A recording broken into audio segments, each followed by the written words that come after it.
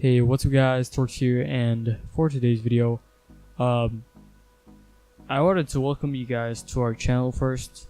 If you guys don't know us, we're Mindfreak Bros, and if you don't know that, then welcome to the channel. I guess you're a new viewer.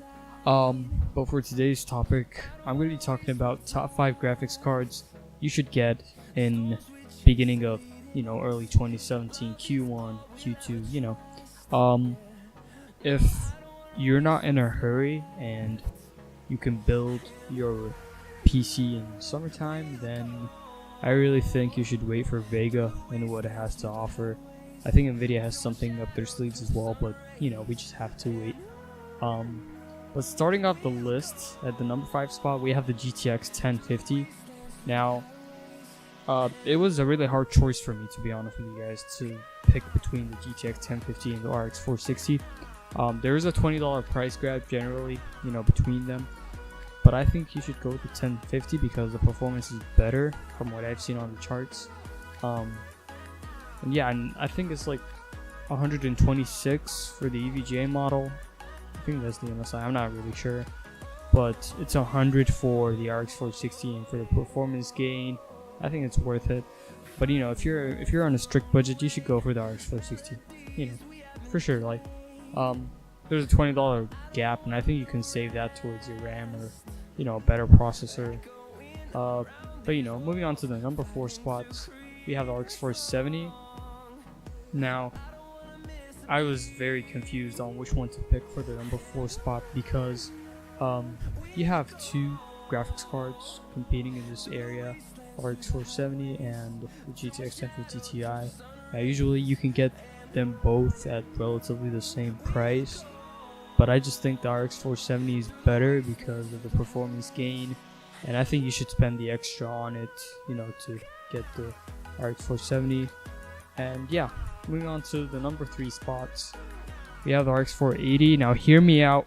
I know some raging fanboys in the comments are gonna be like, why didn't you pick the 1060?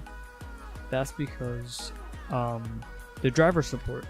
I think there was around 27 drivers. You heard me right, 27 drivers in only November. So that's something to consider. The driver support is very important for a graphics card, lifespan. And also you can actually get the 8GB model cheaper than the 6GB. I know it's very hard to believe, but in the 230 to 300 price range, I think the RX 480 takes this spot.